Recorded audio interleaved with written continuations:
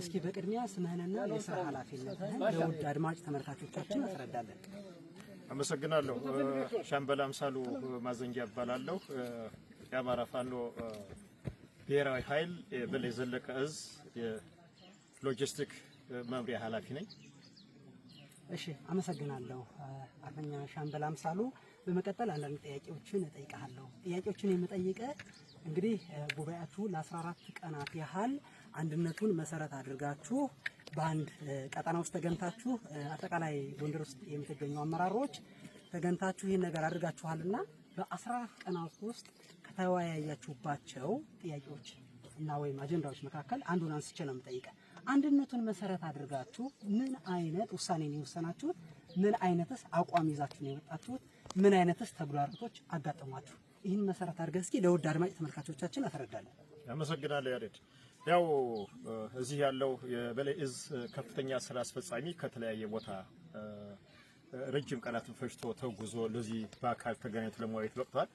በዚህም አንዱ አብይ ርዕሳችን የነበረው የአንድነት ጉዳይ ነው። በመጀመሪያ እንደ ጎንደር አንድ መሆን መቻል አለብን የሚል ሰፊ ውይይት አድርገን እንዲሁም በውይይታችን መካከል ከውሳኔዎቻችን በኋላ በውይይታችን መካከል እንደሚታወቀው ያው የኢትዮጵያ ሕዝብ እንደሚያውቀው በመካከልም ሄደን አንድነትን እርቀ ሰላምን ፈጥረን ቀሪ ጉዳዮቻችን ለኮሚቴዎች ሰጥተን አንድነትን መሰረት አድርገን መነሻችንም ሕዝባችን ነፃ ለማውጣት ሕዝባችን ለመታደግ ነውና ለዚህ ደግሞ አንድነት ያስፈልጋል በሚል የሥራ አስፈጻሚ ወስኖ በዛ እየተንቀሳቀስን ያለ ነው። ዛሬ ላይ እንደ ጎንደር ሄድን ብንሰራም እንደ አማራ እየተሰራ ያለው ሂደት ይታወቃል። አሁን ላይ ያው የተበታተነ የነበረው የፋኖ መዋቅር ወደ ድርጅትነት መጥቷል። ሲቀጥል እንደ አማራ ብቻ ሳይሆን እንደ ኢትዮጵያም ሰፊ የሆነ ተቋም እየመሰረትና እየገነባን ያለ ነው እና በአንድነት ዙሪያ ሰፊ የሆነ ስራዎችን ሰርተን ተወያይተን የተከበረ ስራ አስፈጻሚ ውሳኔዎችን አሳርፎ በውሳኔዎችም ቀጣይ ሊሰሩ የሚችሉ እንደ አማራ ብቻ ሳይሆንስ እንደ ኢትዮጵያ ሊሰሩ የሚችሉ አንድነቶች ውህደቶች ጭምር መስራት ከሚገባ ይህን ስርዓት ሊያወግዝ ይህን ስርዓት ሊኮን ይህን ስራ ሊታገል ከሚችል ከማንኛውም ኢትዮጵያዊና አማራዊ አካላት ጋር ልንሰራ የምንችል መሆኑን ጭምር ይሄ ስራ አስፈጻሚ ያስቀምጧል። ይህን ስንል ግን የኢትዮጵያን ብሎም የአማራን ወሰን ዳር ደንበር ባስከበረ መልኩ ትግላችን ዳር ለማድረስ የምንሰራ መሆኑን ከማንኛውም ኢትዮጵያዊ ጋር ተባብረን አንድ ሆነን ይህን የተገፋን የተበደለን ህዝብ ነፃ ልናወጣ የምንችል መሆኑ ጭምር ነው የመከርነው የተወያየ ነው።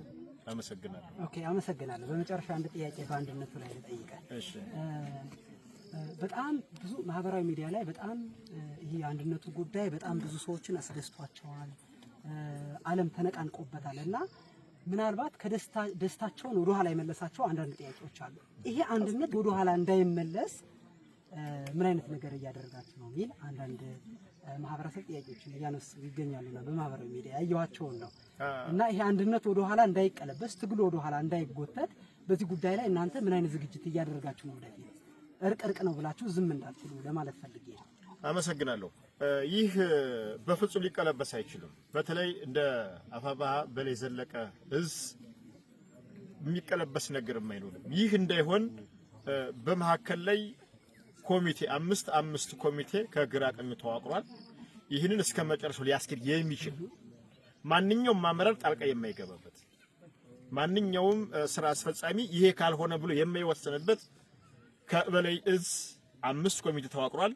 እነዚህ ኮሚቴዎች ከሌሎች ጓዶቻችን ጋር ተገናኝተው መክረው ተወያይተው እነሱ ባመኑትና እነሱ ባጸደቁት ልክ የበላይ እዝ ወይም ደግሞ የአፋባሃ ሰሜን ቀጠና እዝ ያን ተቀብሎ ይሄዳል ማለት ነው። ለልዩነት የሚሆን ምክንያት የለም። ለልዩነት የሚሆን ቅድሚያ የምናቀርበው ምንም አይነት አጀንዳ የለም። አንድ ሆነን ይህን በግፍና በመከራ በስቃይ ላይ ያለ እያየ ነው። በሚዲያም እየተከታተልክ ነው። እንግዲህ አማራ በዓለም ላይ ተፈጸመ እየተባለው ስንሰማቸው ከነበረው በላይ ግፍ እየተደረሰበት ያለ ማህበረሰብ ነው። ስለዚህ አንድነትን ሊያፈርስ የሚችል ምንም አይነት አጀንዳ የለም። ካሁን በፊት የተፈጠሩ ክፍተቶች ነበሩ። እነዛን በውይይት በምክክር ወደ አንድ አምጥተን ህዝባችን ነፃ መውጣት አለበት የሚል ጽኑ የሆነ አቋም ይዘን የወጣ ነው። ይሄን ነው ልልህ የምችል አርበኛ። እሺ አመሰግናለሁ። አመሰግናለሁ።